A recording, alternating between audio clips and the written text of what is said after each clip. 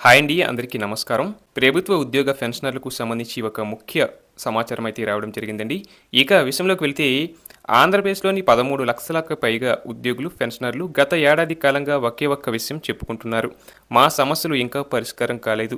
గత వైఎస్ఆర్‌సీపీ ప్రభుత్వ హయాంలో పేరుకుపోయిన ఆర్థికేతర సమస్యలు ప్రస్తుత కూటమి ప్రభుత్వం దృష్టికి తెచ్చినా ఉద్యోగ సంఘాలు ఎన్నిసార్లు రీప్రజెంటేషన్లు ఇచ్చినా ఫలితం శూన్యం. గత ప్రభుత్వ హయాంలో ఉద్యోగులు, పెన్షనర్లకు ఏకంగా వేల కోట్ల రూపాయల బకాయిలు చెల్లించకుండా వదిలేశారు. ప్రస్తుత ప్రభుత్వం కూడా ఆ భారాన్ని పూర్తిగా తొలగించలేకపోతుంది. ముఖ్యంగా డీఏ బకాయిలు 2018 జూలై నుంచి 2024 జనవరి వరకు డీఏ అరియర్స్ పూర్తిగా చెల్లించలేదు. అంతేకాక 2024-26 మధ్య మరో 4 డీఏ వాయిదాలు, వాటి అరియర్స్ కూడా పెండింగ్లో ఉన్నాయి. అలాగే 2025 అక్టోబర్లో 3.64% డీఏ పెంపు, 37.31%కి ప్రకటించిన జనవరి 2024 నుంచి సెప్టెంబర్ 2025 వరకు అరియర్స్ రిటైర్మెంట్ సమయంలో మాత్రమే చెల్లించాలని ఉత్తర్వులు ఇచ్చారు. ఇది ఉద్యోగులను మరింత నిరాశకు గురిచేసింది. ఇక జేఏసీ నేతలు డీఏ బకాయిలు వెంటనే నగదు రూపంలో చెల్లించాలని మళ్లీ హెచ్చరికలు ఇస్తున్నారు.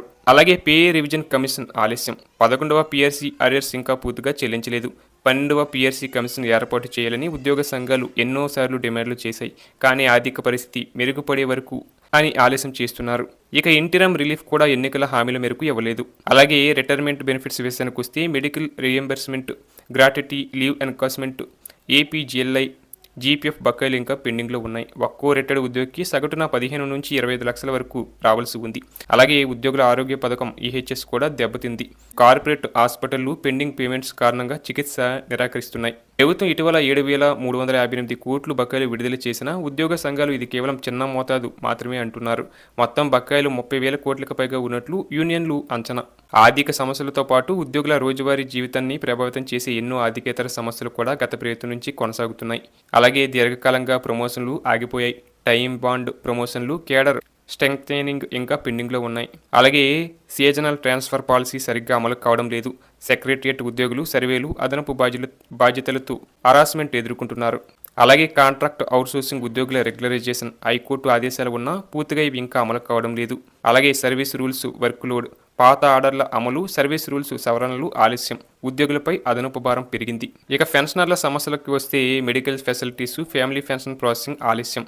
ఈ సమస్యలు ఉద్యోగుల రోజువారీ జీవనం, కుటుంబ భవిష్యత్తును ప్రభావితం చేస్తున్నాయి. మేము సంక్షేమ పథకాలు అమలు చేస్తున్నాం కదా, మా సమస్యలు ఎందుకు పరిష్కరించురని ఉద్యోగ సంఘాల ఏపీజేఏసీ నేతలు ప్రశ్నిస్తున్నాయి. ఉద్యోగులు, పెన్షనర్లు, ప్రభుత్వ యంత్రాంగం రీడ్ బీట్ వారి అసంతృప్తి పెరిగితే సంక్షేమ పథకాలు, అభివృద్ధి కార్యక్రమాలు సకాలంలో అమలు కావు. ఉద్యోగ సంఘాలు ఇప్పటికే 3 నెలల్లో సమస్యలు పరిష్కరించకపోతే ఉద్యమం అని హెచ్చరించాయి. ప్రభుత్వం ఆర్థిక పరిస్థితిని కారణంగా చెప్పుకుంటుంది.